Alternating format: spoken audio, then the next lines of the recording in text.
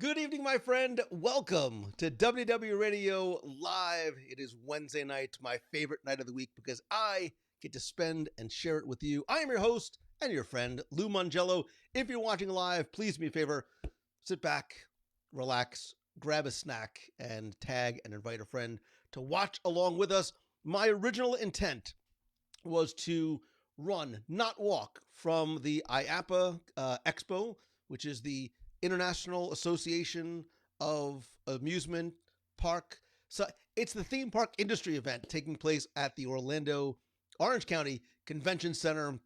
Had a great panel for about almost 2 hours with legends of Epcot, including Bob Weiss, who's about to leave the company, Rick Rothschild, um, Kartika Rodriguez was there, and a few others talking about the legacy of Epcot. I recorded it. We'll talk about it. Maybe I'll share that with you. And my original plan was to take you with me over to Disney's Hollywood Studios to show you some of the holiday decorations, especially as I talked, dare I say, gushed over my love of the studios during the holidays. And then, possibly, because there was no rain in the forecast, I was going to take you back to Fantasmic. However, the best laid plans of mice, Mickey and otherwise, and men sometimes get thrown off track when news we could, if you know the industry, you might have thought it may have been coming, but something that came out of really complete left field dropped as I was sitting in the conference, and I said, all right, change of plans. Let's rush home and let's talk about this, especially because we've got our very merry time cruise on the Disney Wish in just, I'm not even wearing a watch. In like 2.5 weeks, I'm all in cruise mode. And when I hear words like new Disney Cruise Line ship, I cannot help but get hungry and excited. So let's chat about that. Let's talk about the new Disney Cruise Line ship. I need to get my glasses on because I don't want to miss any of the details, which, like I said, just broke tonight. By the way, if you are watching and it is your first time, thank you for being here.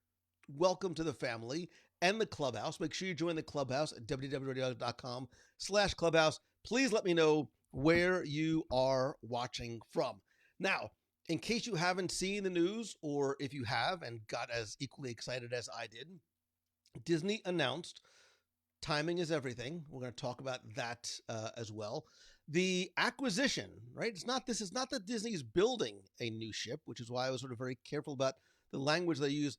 They announced that they're acquiring an unfinished ship that was under construction, a 6,000 guest, 208,000 gross ton Global Dream was the original name cruise ship, and is now going to work with Meyer Werft in Wismar, Germany, to complete the ship, which is going to be renamed and expected to sail in 2025.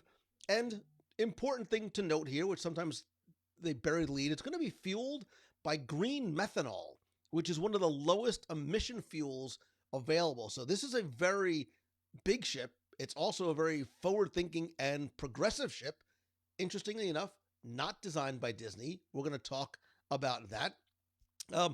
This is not replacing or in lieu of the other two ships, which the company is going to take delivery of in 2024 and 2025, respectively. So that means in the next 3 years, we're going to get not one, not two, but 3 new ships, including one of the largest ships in the world, period. The ship cost the original company that built it $1.66 billion, that's with a B, kids, billion US dollars, which I have to imagine Disney got at a very, very favorable price. And when we say things like favorable price, we're talking pennies on the dollar, and it sort of was, let's make them an offer that they can't refuse. Because earlier this year, the Genting Cruise Company, a Hong Kong-based cruise company, went bankrupt, and the future of this ship and another ship that they were planning to build was very much uncertain. And the a subsidiary. I talk for a living. A subsidiary company called Dream Cruises, which is now defunct, was building this ship called the Global Dream, and it was about 75% complete, and they ran out of money. That's a bad problem to have. They ran out of money, and from what I understand, there were two, maybe three cruise line suitors who were looking at possibly acquiring this ship. I think timing was everything. The ship sale, SALE, not SAIL. The ship sale had to happen relatively quickly because the Maya Werft company was running out of cash. Like they would not have been able to finish building this ship no matter what because it was so heavily leveraged in terms of the financing that there was no way to pay for it. I think this is an interesting move by Disney, and it makes sense because the ship itself was designed for the family market, and more importantly, was designed to sail year-round in Asia. And from the Asian market perspective, this ship was heralded as sort of ushering a new era in family cruising mega ships that could tap into the very hot, very like hockey stick growth Asian cruising market. The Asian market for cruising has really sort of jumped up exponentially, especially in terms of family cruising, which makes me think, and I think what we're seeing in terms of headlines, that's where this ship is going to be. So if you're thinking that this ship is going to port in Canaveral, it sadly or pleasantly will not. I think this is very much meant to serve this Asian market. Couple of things to note, and then we'll sort of get into the discussion about this. It can accommodate 6,000 passengers with over 2,300 crew members. So you're talking at full capacity, you might be looking at 9,500 passengers. 9 times. 9,500 passengers. The ship is like longer than a football field. Based on passenger capacity alone, this may make it one of, if not the largest ships in the world based on passenger capacity, not gross tonnage, but based on passenger capacity. A couple of things that I think are very, very interesting. The reason why I wanted to do this tonight is so we could talk about it is Disney will now have to retrofit spaces designed by someone else for a different market to fit Disney Cruise Line, but to fit Disney Cruise Line in a market that they have really only sort of dipped their toes into the water of, which is the Asian market. And excuse me, without overgeneralizing, right? There are sort of cultural differences we see in the theme parks, we see in the way different cultures enjoy, explore, eat at the parks. Traditionally, the Asian market likes to cruise like where there are casinos on board. It just is what it is. You know, especially Southeast Asia really enjoys gambling on cruise ships, which is something Disney has obviously never done before. I don't think we'll ever do domestically, but it will be interesting if that is the market that they are looking to tap into. How do they address the desire for gambling? I don't even think it's necessarily a revenue thing, and obviously there's a lot of revenue that comes from it, but the Asian market may demand gambling on the ship. That will be very, very interesting conversations that have to have with Disney executives. But again, because this is not going to be a domestic ship, I don't think the impact will be felt as much here as if it was leaving out of Port Canaveral and all of a sudden there were casinos on board. How will they address kid spaces? You know, not knowing what the layout and the sort of the cross section of this global dream looked like. How will they be able to reapportion those spaces to spaces that Disney cruise fans, domestically and internationally, have come to know and more importantly, expect. Remember, the ship is 75% done. So this plane or ship is very, very far in flight. You can't just start knocking down walls the way you can if you buy a hotel and sort of want to retrofit it like they did, out in California with things like Paradise Pier or whatever. Um, the casino culture is going to be interesting. The kids culture, the kids spaces, also going to be interesting. Entertainment is going to be interesting. I also think it's fascinating, and not to sort of go down a. I think it's also fascinating about the timing of the announcement. Now, when I say timing, I don't mean timing.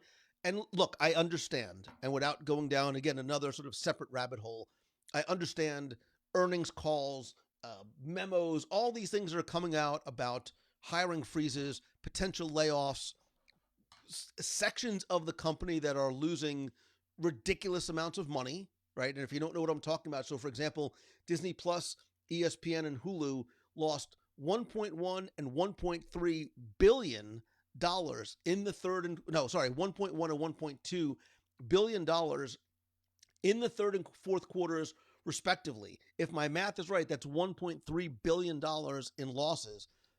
So you see that has an impact not only on the stock, but certainly cast members and guests and stockholders as well.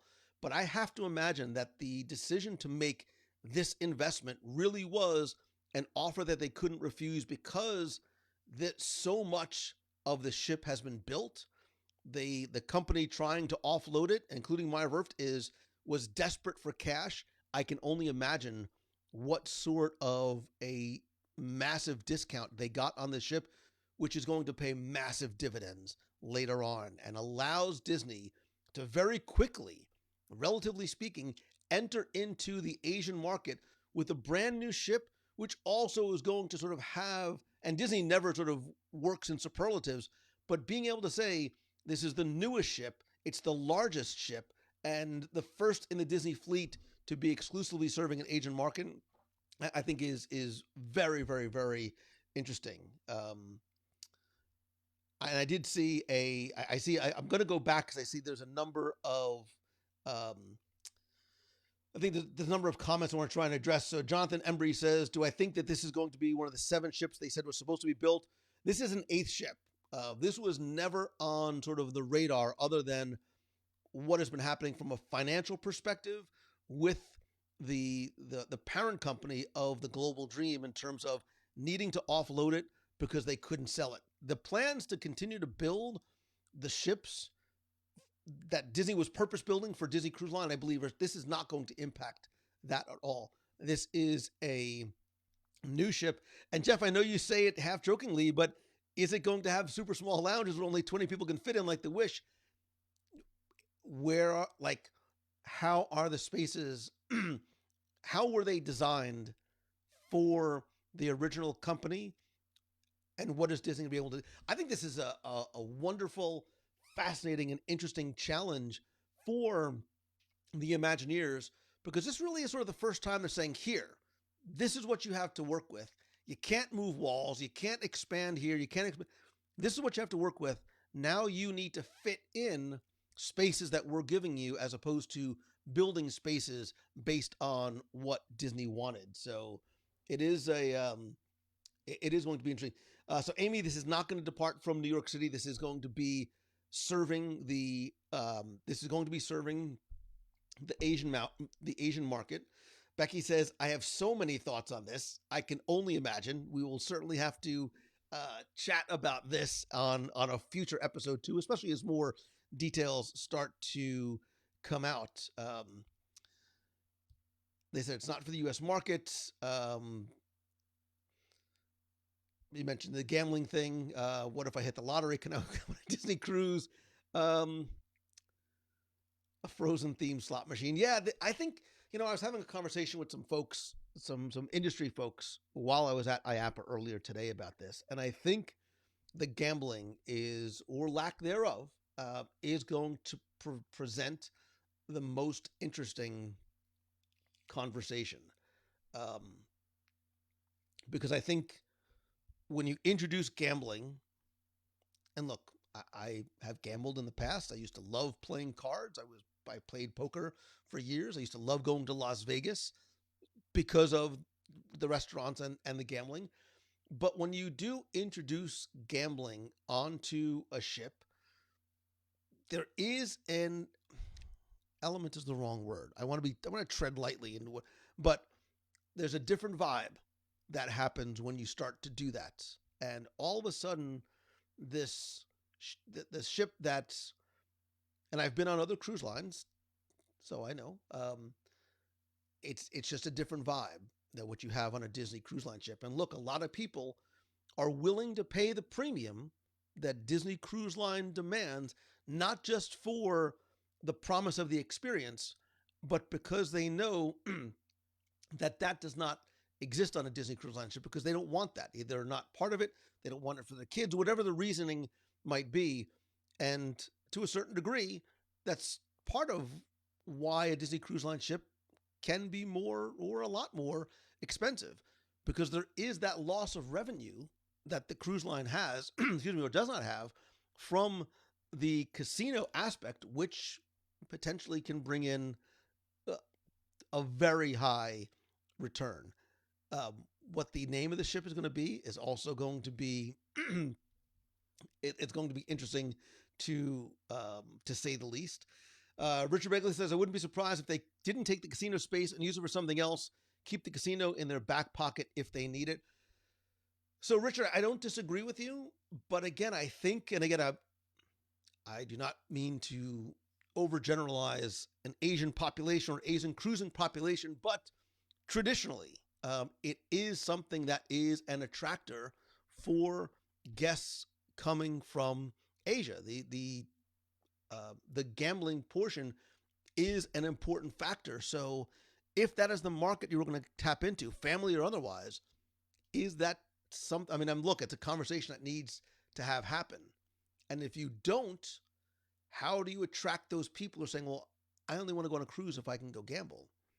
And I'm sure there's some people that would say that, right? Same way some people say, well, I'm not going to go on a cruise unless there's a space for my kids and family. Excuse me. Darren says, hopefully having a ship serving the Asian market will free up the other ships domestically for more cruising options, possibly. And again, you can see the concept art that is rendered on the side here. While the color scheme might reflect, and yes, it's going to have the red and blue Mickey emblem triple smokestack, again, because it's a much larger ship, it doesn't necessarily look exactly like the other ships. I'm so curious to see how they develop these spaces that were not originally laid out in blueprints for these ships. Do I think they're going to retire any of the current ships? I don't, Jennifer. I think what you may see happen is the legacy ships moving to different destinations. Look, I love the Magic and Wonder, and I could easily make an argument right now, if I had to, that they are my favorite ships. The Wonder may very well be my favorite ship in the fleet, and that's not to take away anything from any of the other ships, which are big and beautiful, and I love the Wish, and I can't wait to go and eat all of your chicken tenders in just a couple of weeks. But you might see them having a permanent home in Galveston. You might see them having a permanent home in Southern California. I don't know if you'd see one having a permanent home in New York, but you might see more cruises out of New York or Vancouver or Seattle. Maybe one goes specifically out to Hawaii. That is going to be what's really interesting to see.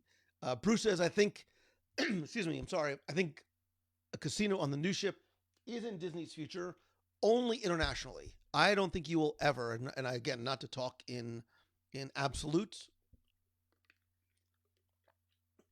I cannot imagine that you'll ever see a casino on a domestically ported Disney Cruise Line ship. It's just not in line with the Disney Cruise Line domestic brand.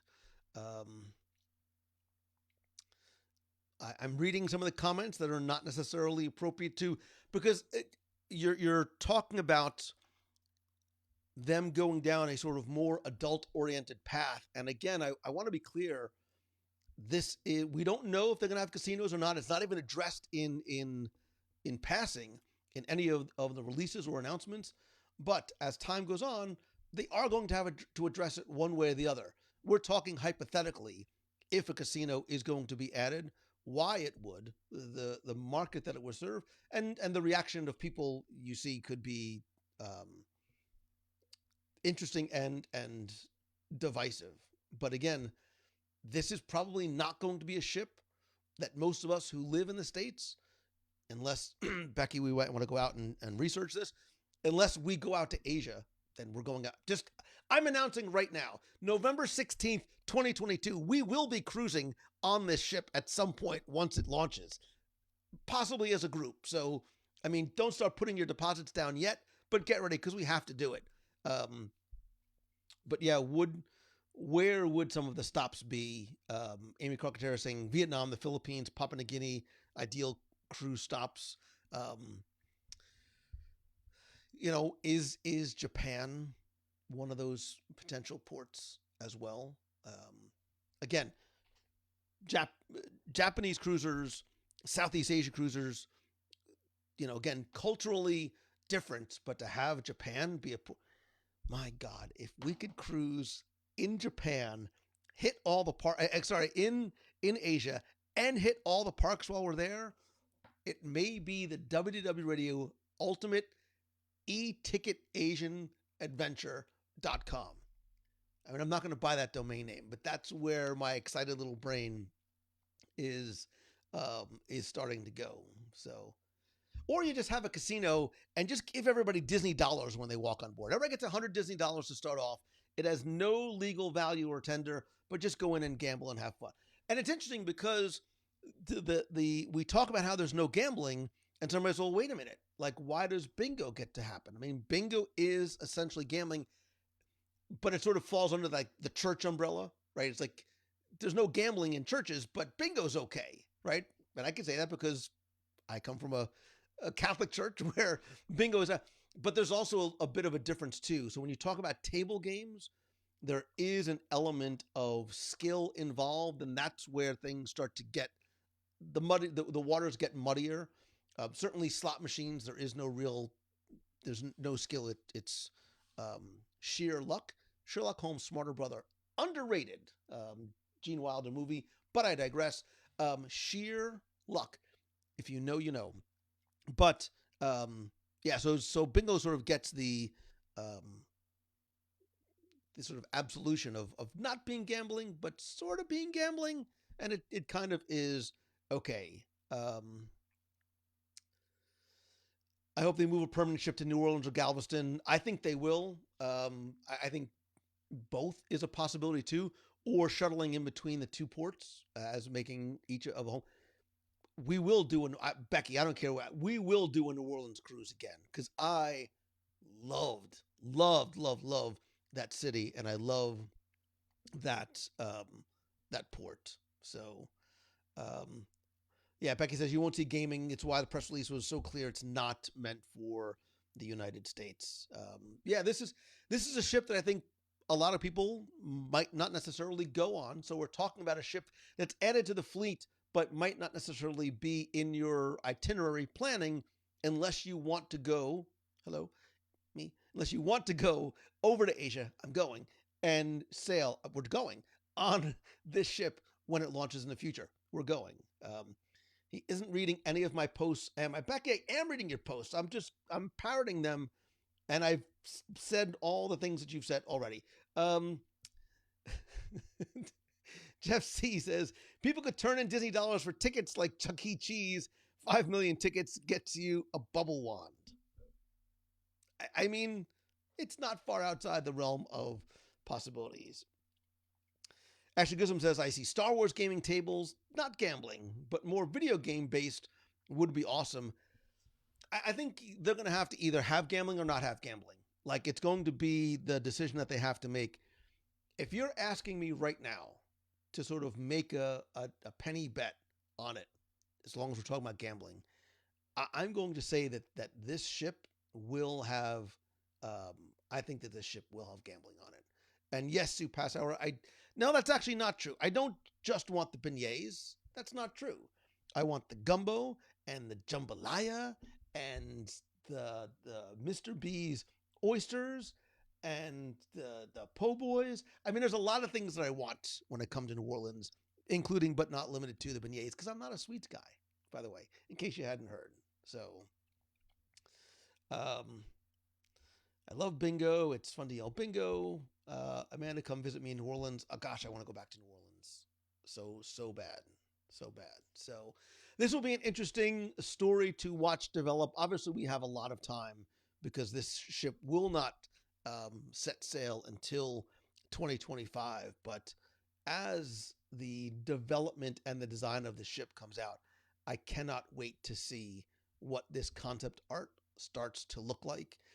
Obviously, what we're seeing here must have come together very, very quickly, although I'm sure this plan and this plane being in flight in terms of acquiring the ship in order to enter the market has probably been going on since Disney got word that the company, the parent company, would not be able, to fully fund this ship. So, actually, what I think before we move on, I think this is a good time.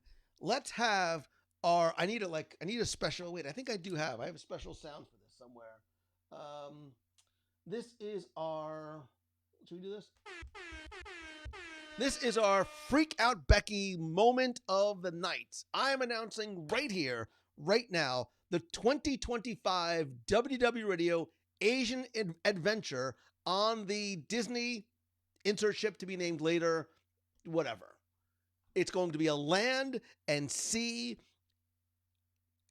adventure extraordinaire. I can't think of anything else, but 2025, put it on the books. We're going back to Asia, and we're going to go on a boat while we're there. Becky, this might have to be one of those super pick your own. I think we do Hong Kong, Shanghai, Tokyo, and the cruise, and people can pick and choose the elements that they like. And then maybe just for giggles, we hop on over to Aulani on the way home because it's halfway there. And since we need to stop for fuel, we might as well go to Disneyland and do a little Disneyland add-on adventure while we're there. I hope somebody wrote that down because I love every aspect of that idea. Who's with me? Anybody? Newman? Whatever. I'm in. Kelly says ABD for Japan, followed by cruise to Shanghai and Hong Kong to see all the Asian theme parks. Yeah, I like all of this. I like every single aspect of it, in addition to all the other things that I haven't told Becky that I want to do. Elizabeth Meemkin, that actually is one of the things, because I love the holidays and Halloween so much, we are going to do a Halloween cruise too. I can't believe we haven't done a Halloween costume cruise as yet. So, Regina Edmondson says, sign me up, bro. There's a lot of yeses. Maybe we need to start taking a list. Let's just start, just for fun. We'll start getting an interest list for the WDW Radio 2025 Asian Adventure. Asian Land and Sea Adventure. I need something that rolls off the tongue a little bit better, but we'll start working on a logo now. So I think this year for Christmas, you all need to ask for a piggy bank so you can start putting in. That's what we need to do. We need a WDW Radio, you need a WDW Radio bank account, for all the different things that we have planned. And Becky's going to get nervous. I'm going to open up my big mouth and start revealing stuff that we haven't announced yet. But I like this idea. I like this idea a lot. I mean, we have to go. We have to see the ship. And I miss Japan so much. I literally miss Japan. Becky says, well, we have fall 2023 and fall 2024 before we have 2025, land and sea, gaming galore, cruise. Becky, why do you always want to wait? Becky always waits to the last minute for these things. 2025, she's seething and screaming right now. She's always waiting to the last minute. 2025 is right around the corner. But Becky's like, oh, we have plenty of time. We have 2 years. I say we get on this now. I think we can safely say that we are the first people to announce a group cruise on the as yet unnamed Asian Disney Cruise Line ship, which means nothing, but it's just fun. I'm sure she's she's gonna text me if she hasn't. Oh well, there she goes. Um, let's see. Let's see what sort of curse words. Wow, I don't even know what that is. I have to look that one up. Is that even English? Nicholas, you're in high school. What is that? What does that mean? What am I supposed to do? Oh, right. Not appropriate, Becky. Not appropriate for. I love it. This is part of the fun. Do I think there will be event space for more than 50? Absolutely. There absolutely will. So I'm also, the name of this ship is going to be really, now she's texting me. Here it comes.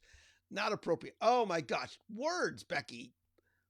I don't even know if that, I think that actually qualifies as a verifiable threat to my person.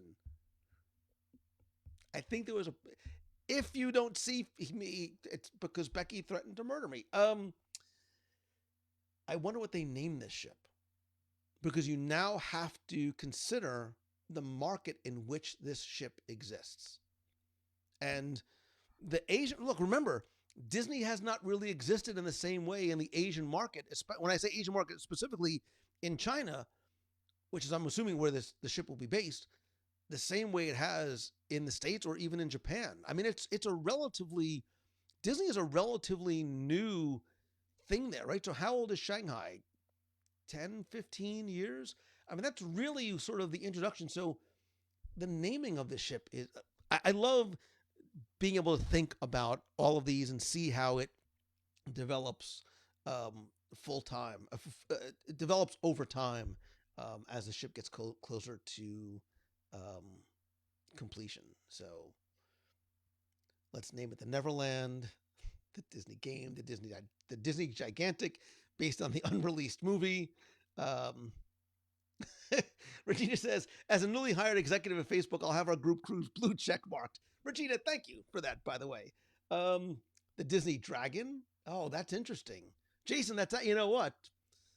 That's actually not an out of the question name, especially because of the prominence in Asian culture and folklore and in Disney movies.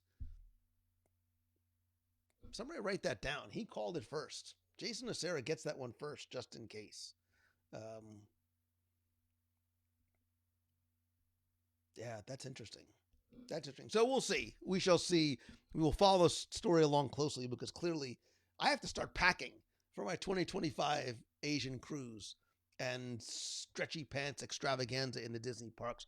Becky, remember how good the food was in the Asian parks? We should probably go. I think you and I need to probably go. I have to take Nicholas, though.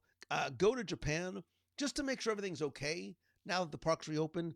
This way we can plan our next group adventure out to Japan, because we're going. This is an official announcement that we're going back to Japan. Becky can scream and yell all she wants. I'm just tuning her out anyway. But this is an official announcement. We will go back to Japan because I need to, and I promised my son, and I need to. I hope they incorporate Mulan at some point. My class is doing a unit on China right now, so this is in my wheelhouse. Becky says the Disney Mushu, the Dynasty. When you said the Dynasty, I thought about the show from 1980s with, what was it, Joan? Oh, God. Not Joan Crawford? Not Joan Crawford. Oh, God, I can't remember what her name was. Whatever. You remember Dynasty. Could the name be in another language? I doubt. I doubt. Yes, Becky, another research trip. Maybe packed for the Christmas cruise first, which, by the way, I haven't packed for, but I have been really doing nothing but cruise stuff for the past couple of weeks. So we've got some fun stuff and some surprises planned, including Joan Collins. That's it. Somebody give that man or Joan Crawford, Joan Collins, Linda Evans. That's it. Linda Evans and Joan Collins. Oh, by the way, speaking of which, wait a minute. Let me do this. Hold on. Wait. I'm, I'm stalling for time because I don't know that I have. Oh my gosh, do I not have it ready? Wait, talk amongst yourselves because I'm trying to find. I bet you I deleted it. Wait a second. Uh, oh no, I didn't. Wait a second. Oh my God, where is it? Wait, wait. Hold on, because I just thought of something and I had forgotten to. That's what I almost forgot to mention. What is it? Tomorrow, the next day.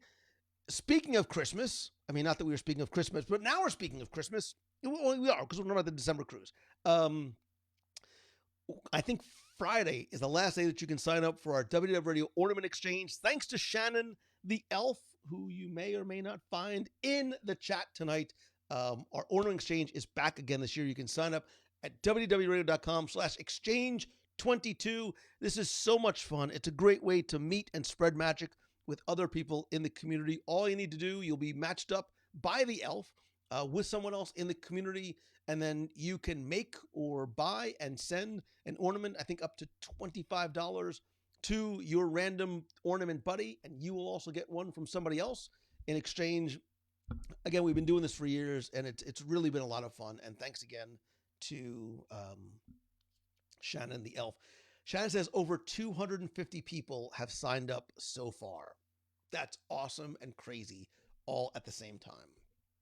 Signups end Friday, and I probably forgot to mention it on this week's podcast too, because I'm old and Lou. So is it time for cheesecake yet? I'm not a sweets guy, but it's always time for cheesecake.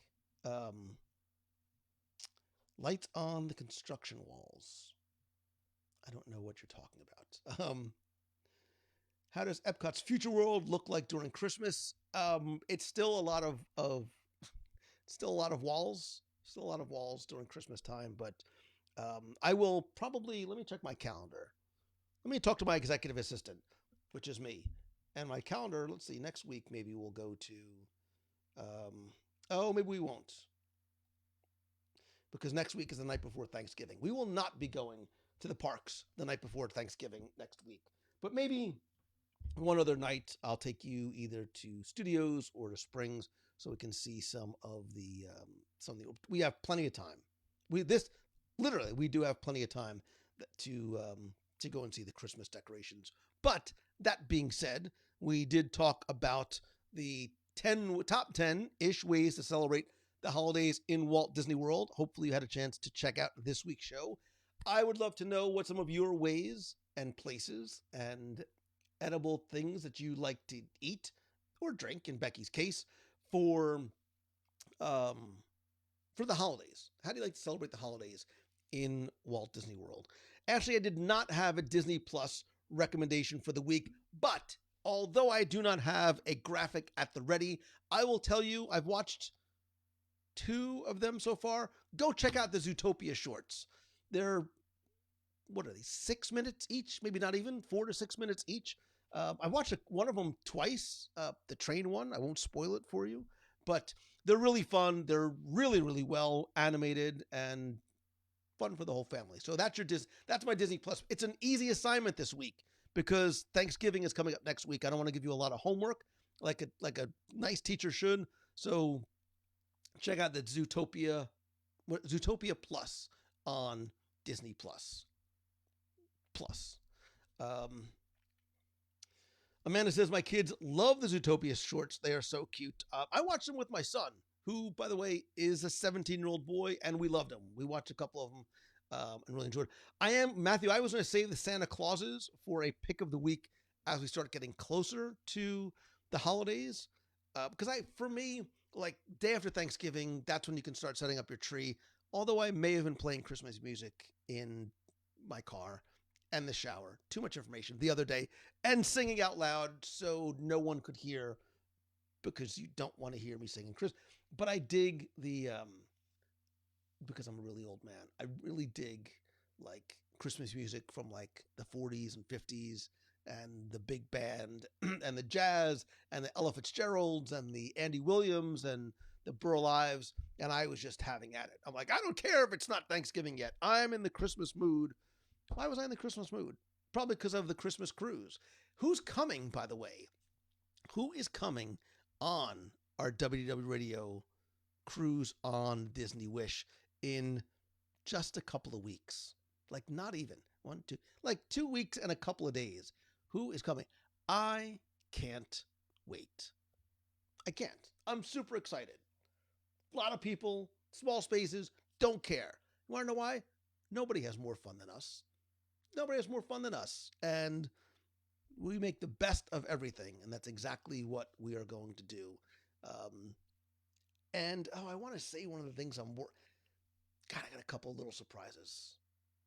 A couple that Becky doesn't even know about. And this one's going to be fun. I was inspired by something I saw on the last cruise. And there's also something that I do on all the cruises that I added to for this cruise. I'm speaking in such cryptic whatevers. Dan Spadoro, family of 7, going to be a zoo. Listen, I love it. Bring it on. Bring on the zoo. Angela Batista says, me. And I can hear you saying me. You're probably like waving your hands frantically in the air in the icy Great White. I mean, I don't want to say where you live, but the icy Great White North. Let's see. Regina says, I'm going to be on the Wish on Monday. Should have held out for the group cruise. That's okay. Just go on and then come back again. Just come on. I'm sure we can find room for you. But have a great time. The ship is beautiful, and I cannot wait to see her decorated for the holidays. Because I have a feeling, and I'm not going to look at any pictures or videos beforehand. You shouldn't either if you're coming on the cruise.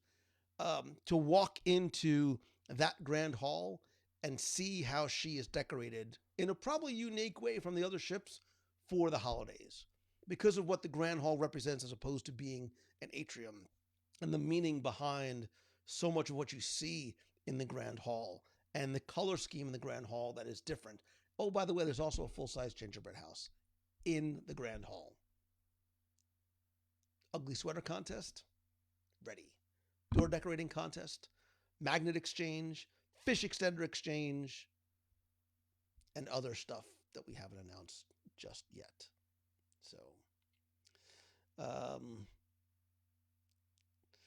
Becky, I'm not going to tell you.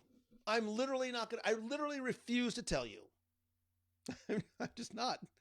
Maybe I won't tell you until I've actually done it. Because it's something I actually have to do no, because I have to tell people at the Welcome Center. Dang it. Well, we'll see. Maybe I'll let you be like the third or fourth person to know. Let's see. 5 days Walt Disney World before a 4-night cruise and book for the boathouse and flying fish and Tana. Nobody cruises better than Bruce Brodsky. That's a nice vacation right there. Merry Christmas to you, or Happy Hanukkah, or Festivus, whatever. It doesn't matter. That's sort of the perfect itinerary. Somebody screenshot that because that's sort of the perfect itinerary right there. Katrina Kennedy Kenny says, I'm so excited for the cruise, the WW cruise on Disney Wish. Arendelle should be gorgeous. I didn't even think about that during Christmas. I can't wait. Did Becky just say I need a vacation after this? It takes a lot for me to put my head in my hand. Becky needs a vacation because this will only be her 4th cruise in like 5 weeks. So did we get that Kickstarter going? Have we raised the Kickstarter for the pity party for Becky? I know. This is only like 4 cruises. I know, in like 4 weeks. I know. She was on land, I think, for like 3 days. I know. I know. My heart bleeds for it too. Really? Somebody screenshot that. Becky saying, I need a vacation after this. I think we need to define for Becky what need is. Like, just to maybe put need in air quotes next time you say that. Oh, Luis Ramos, we are not friends anymore. He says the perfect ugly sweater is anything with the New York Giants on it, and Luis Ramos gets kicked out of the chat. That's not even funny. Let it be nice. Let me enjoy the season before it comes crashing down on me when reality kicks in January. Amber Bramble is going to be in the boathouse on the 30th. Tell him Lou sent you and get the filet sliders with caramelized onions on top because it's that good. Keg and Compass should be packed because of sports. No, Keg and Compass is going to be packed because of Keg and Compass. Keg and Compass is a great venue. This is the conundrum I have with the Wish. I love the small venues because I love the intimate spaces, and I don't love the small venues because I don't love the intimate spaces. If you're in there and you're able to get in and you don't feel bad because there's a lot of people waiting to get in outside, I love the small, even on the other ships, right? Skyline Lounge is a great venue, right? It's super small, it's intimate, it's quiet. Like I love that a lot because not that I'm going into like pound shots, but it's just a very cool vibe place as opposed to something like Evolution or the Tube. Keg and Compass is like that too, but there are no other overflow larger spaces for when they're crowded. So it's the conundrum that the Wish unfortunately suffers. And when we went in August, the ship was maybe, what did they say, Becky? The ship was maybe at like 60% capacity. I have to imagine it's going to be at higher capacity now. So it's going to be very interesting to see. But don't worry, because no matter what, we are going to have fun. I promise you. And if you couldn't tell by my 77 paragraph email that I sent to you a couple of days ago, if you're cruising, you know that there's a lot that we're doing and a lot to, we're going to have fun no matter what, that I promise you. So, Elizabeth Mink says, I liked Keg and Compass. Was it the last night we were there playing the game? They were doing like a trivia. I love trivia games, obviously. And Keg and Compass is a really nice venue to do it in. Amber Bramble is so excited for the Hoop-de-Doo because she's never seen it. Amber Bramble, you know, of course, you have to come in cowboy attire. You have to come in cowboy attire. I mean, why not? Have fun. We've got Hoop-de-Doo on Saturday, Harmonious on Sunday, Cruising on Monday, Chicken Tenders, Deck 11 Pizza, 1923, get the tuna. That's all I'm saying. Just Dave Brookover says, I'm still reading. There's a lot, Dave. There was a lot to cover. Listen, your other choice would have had me record a video and drone on for 55 minutes about all the things in the email. So at least you can read at your own pace rather than hear me. There's a lot to cover. My emails equal my podcast, long, but full of great info. I'm going to take that as a positive thing. I'm not sure if it was meant that way, but that's how I'm going to read it. So, cowboy attire is just our clothes. I just came from oh gosh, I wish I had it in here. I would run inside to go get it, but I can't. I just spoke in San Antonio. A lot of cowboys in Texas. A lot of farmer people in Texas too. And the giveaway it was a corporate event. I spoke at a corporate, there was maybe 500-600 dealers. And the giveaway on the final night was you went to dinner and at your place was a belt buckle, but like a Texas sized belt buckle. The belt buckle was like this big. Like it's the size of an iPad, and it's almost not an exaggeration. I could use it as like at the end of Titanic, they could have floated on this belt buckle, assuming belt buckles float. It's huge, but kind of awesome. Like I'm not going to wear it on the cruise, awesome, but it was kind of cool. So I don't know what my point was. Oh, cowboy attire, a lot of cowboy attire, and I went to the Alamo because Pee Wee Herman told me to go, and you know the American historical significance and stuff too. So. Get the buckle. Oh, Nicholas, go get the buckle. My door's locked. I should go get the buckle. Oh, but it has the company's name on it. Yeah, no, it's huge. It's huge. It's like this big. It weighs 11 pounds. Like I would have taken two, but my carry-on luggage literally would have been over the weight limit. Like, I'm sorry, Mr. Margello, there's a 75-pound weight limit for your carry-on luggage. Um, Becky, I'm not wearing it because I'm not wearing pants. I mean, I'm wearing pants, but not pants with a buckle. So, Emily, I looked for his bike and I looked for the basement, and neither were there to be found. But there is no basement at the Alamo, and you better believe I asked one of the whatever. It was fun. It was fun just to go there. Will the buckle be? No, I'm keeping the buckle. I'm not sure anybody's looking for a buckle like this either, because it has the corporate logo and the event. This was probably like, this was an expensive giveaway. This must have cost them a fortune for these belt buckles. So my students were just debating the point of a giant. Shannon, I think it's meant as like a bulletproof way to protect yourself. Like, it has to be, because it basically covers, like, for me, I'm not a tallest man. It covered from like my belly button to my kneecaps if I would put it on my waist.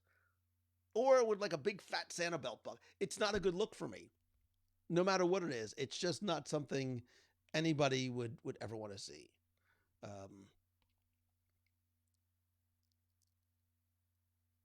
By the way, if you've never seen Pee-wee's Big Adventure, you need to see Pee-wee's Big Adventure. I was talking to somebody about that today, and I was cracking myself up, because if you've seen Pee-wee's Big Adventure, all I will tell you is this. Glasses off for effect. The Large Marge scene, still to this day, 53 years later in my 50, how old am I? Whatever, 54 years old. The Large Marge scene, maybe it still doesn't hold up because I haven't seen it. The Large Marge scene may be one of, if not the single funniest scene I've ever seen on film ever. Because when they pulled the body from the twisted wreck, it looked like, and then Large Marge, oh my God, it's so funny. I hope maybe they'll play Pee-wee's Big Adventure on Funnel Vision. I mean, I know they won't, but if you know, you know. If you've seen Pee-wee's and you agree with me, let me know. Lou looks like a suspenders kind of guy. Carlos Bravo, I used to wear suspenders when I practiced law. It was sort of like my thing. I don't know why I just admitted that. Forget I said that. House Food and Wine Classic, stayed at the Swan Reserve, walkthrough looks fun. Kate Wallace, this Food and Wine Classic remains, and even more so this year, it is the best food event of the year, period. Period. Next year, we're going to plan it out in advance, and maybe I'll let you know in advance what night I'm going, and we'll try and make like a group thing out of it. If you are a first of all, if you're a drinker, you're going to drink your $160 worth of unlimited drinks in like no time. The food is exceptional. The weather was great. Live music was awesome. It's not super crowded. And did I mention the food is good? And Todd English was there again. So Large Marge scarred me for life. And yes, it holds up.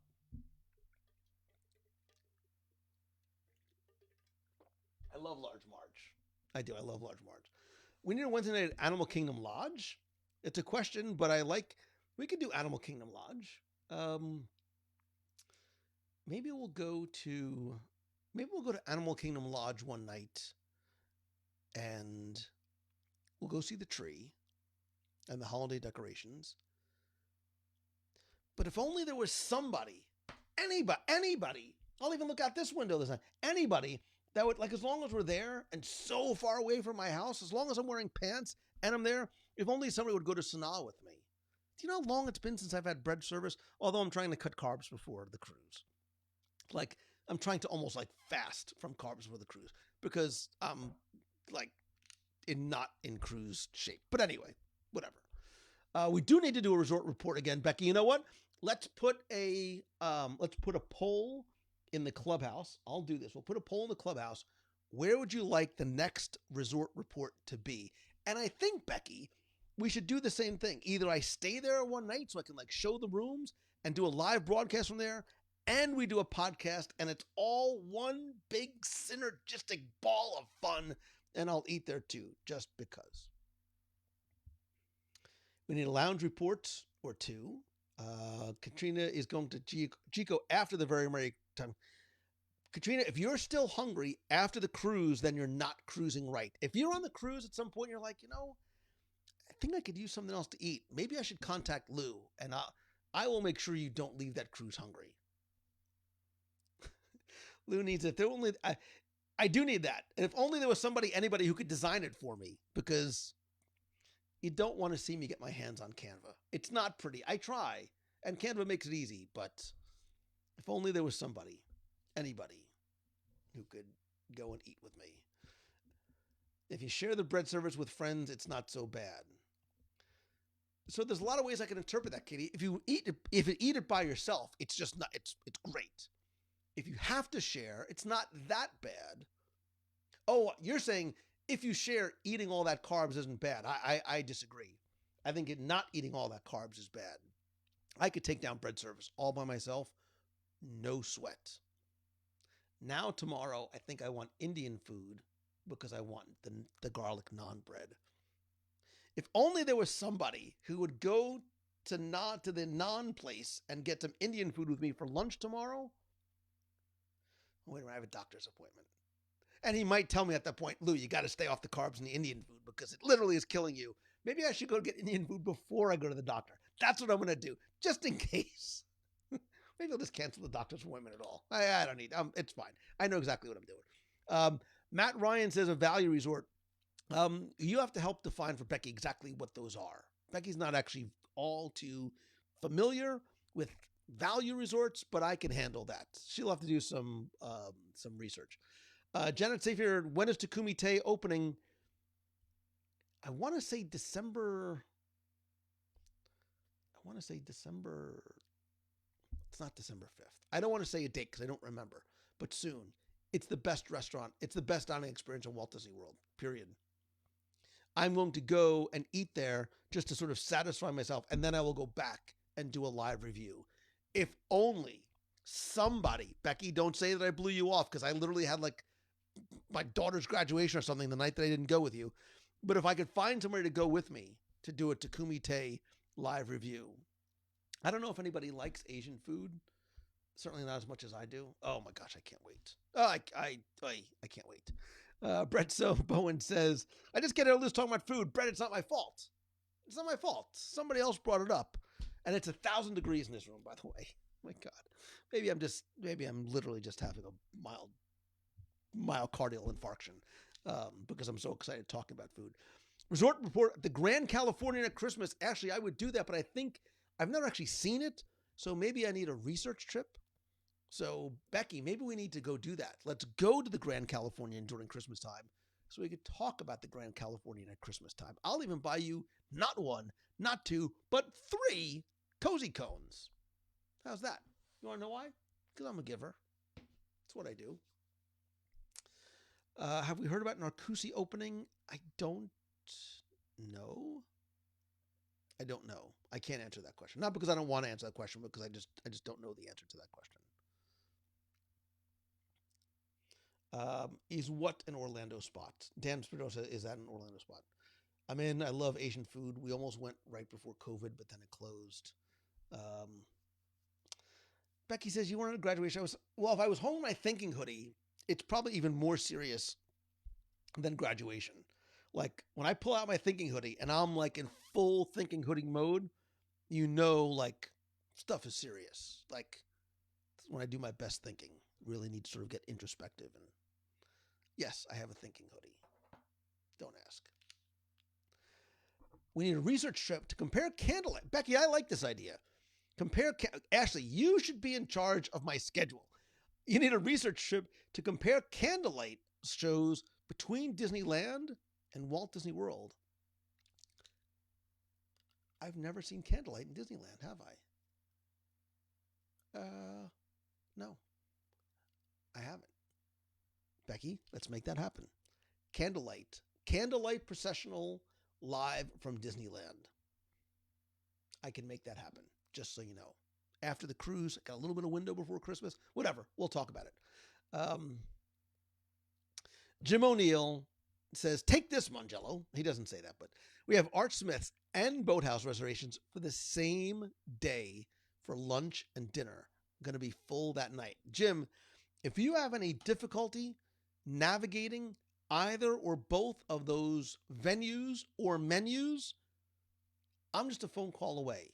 I can help you because it's a very sort of tricky, like navigable way through those menus. So if you need any help, you just let me know. Also, like the nicest family in the world. I mean, you're all nice. Jim's like such nice people. So nice. So, I mean, but I'm serious. I'm happy to help you. So I know Lou hasn't said Boathouse. Again, I didn't bring up Boathouse. Somebody else brought it up to me, and now I'm starving. I need to go back to Boat. I have to go back to Boathouse for brunch. I need to go back for Boathouse for brunch. That would be nice. Who's done Boathouse brunch? Who's done Boathouse brunch more than once? Who wants to do Boathouse brunch again? Maybe I should give away bunch at Boathouse, brunch at Boathouse as like a prize.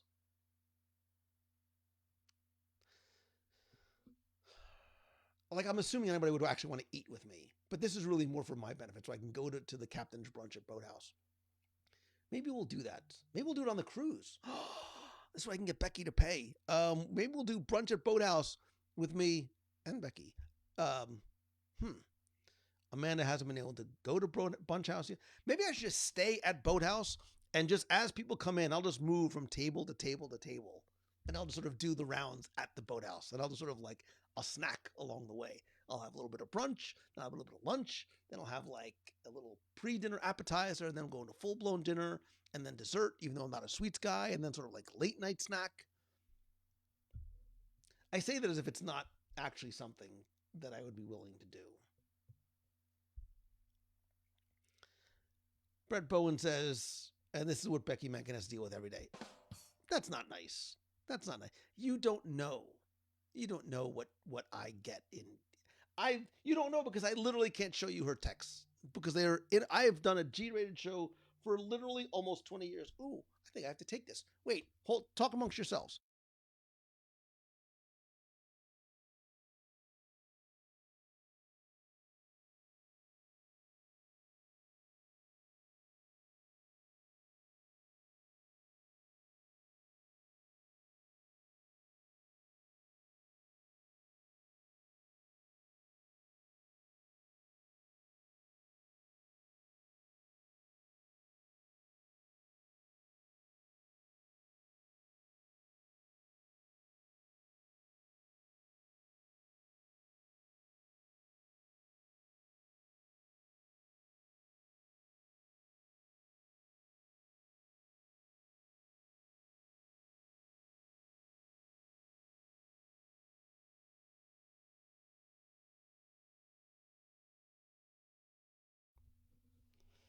Don't try and read lips.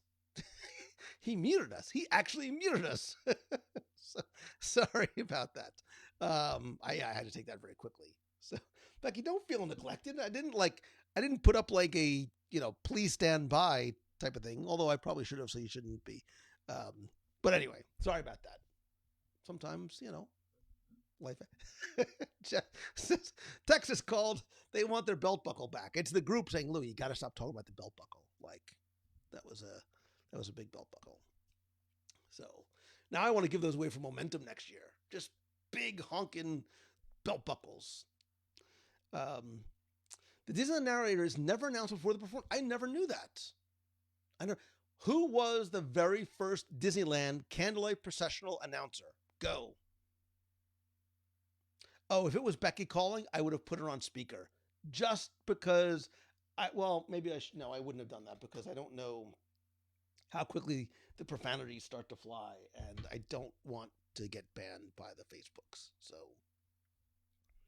who was the very first Disneyland candlelight processional announcer?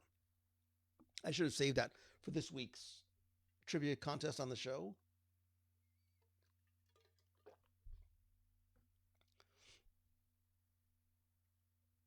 Maybe I will save it for the show. Maybe I won't read your answers and save it for the show.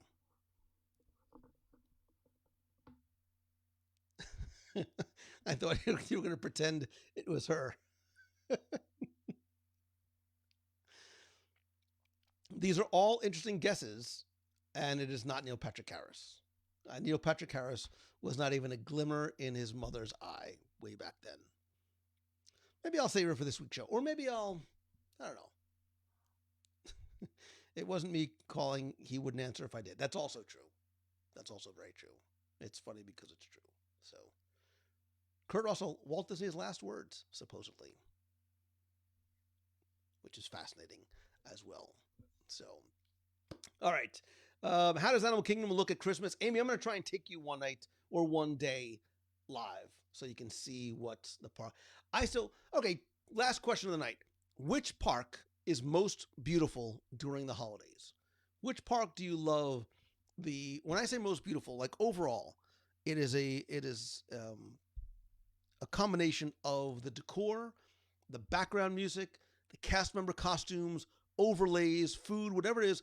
Which is your favorite, most beautiful park during the holidays in Walt Disney World? Which is your favorite Walt Disney World park? And the narrator was not my great grandfather, Giovanni Mangello.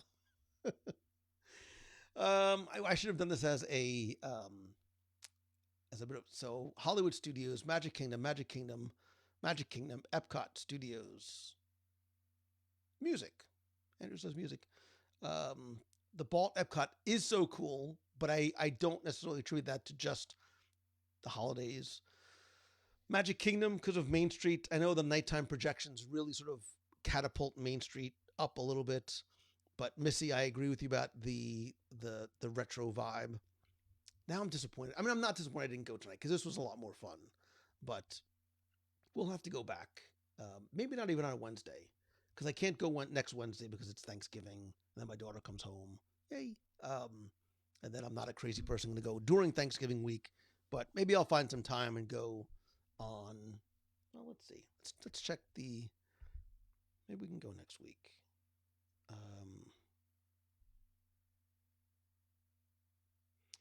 Maybe we'll go next Monday. We'll see. I'm not promising anything, but I would like to see. Otherwise, we'll just wait and we'll go in December as it starts to get close. Because somebody said to me the other day, she's like, I'm not listening to the show until after Thanksgiving because it just doesn't feel like Christmas yet. And I completely understand and respect that. So maybe we'll save things like Disney's Hollywood Studios and the Disney Springs Christmas Tree Trail, which is always a lot of fun, for December. We'll save those for some of our December nights. And of course, don't forget on December 5th, 6th, 7th, which I think is a Wednesday, we should be able to go live from Christmas on the Disney Wish. So do not forget that is going to be a lot of fun. So post Osborne Lights. Yeah, somebody was asking me today. She's like, do they still do the Osborne Lights? Because I really, really used to love the Osborne Lights a lot. The hidden leg lamp, the hidden black cat. I love the music. I love the nativity scene. And now you can almost not even sort of picture where those things are based on what the studios looks like now. So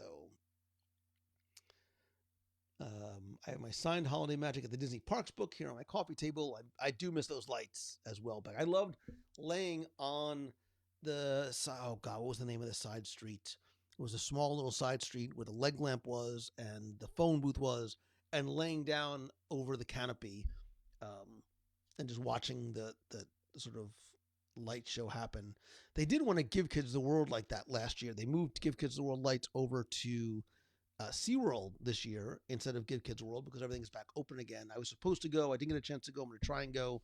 But they had a canopy similar to that as well. But I am looking forward to, I promise, one Wednesday night, probably after the cruise. Yeah, maybe somewhere maybe like on the 14th or so. Yeah, maybe the 14th we'll do a WWRO night at the studios. How's that sound?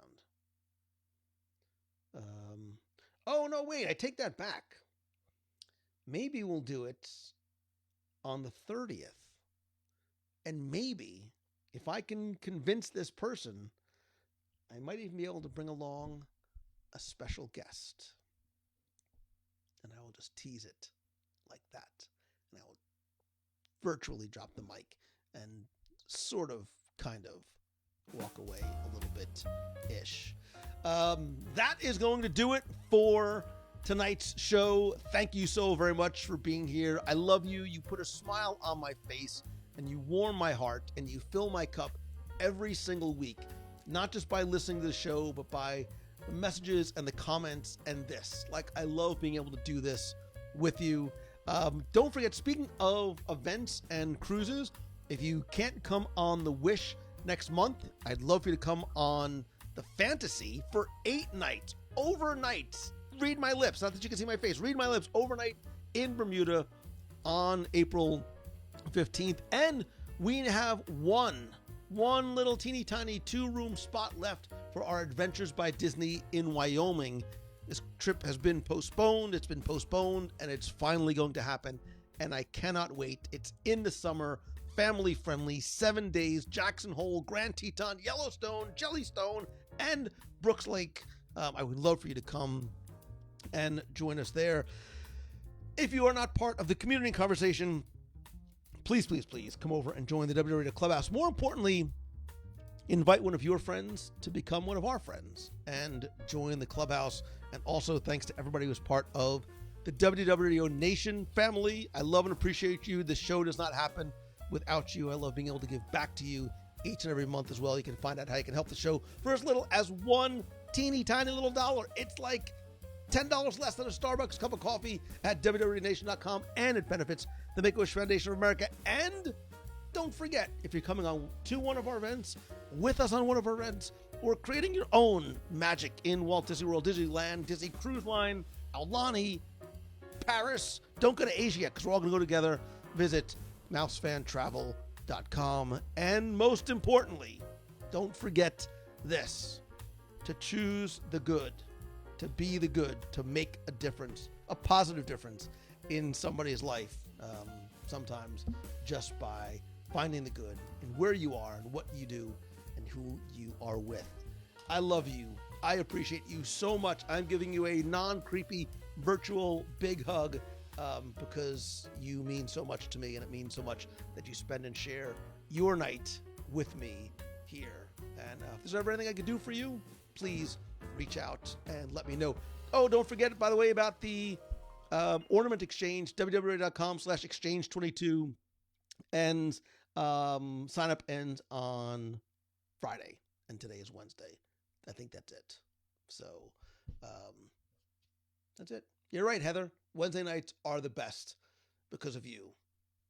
This is really meant to be, gosh, all these years I still can't get the heart right. Whatever. That's meant to be a big heart. Because I love you, and I'll see you, and that's it. Bye.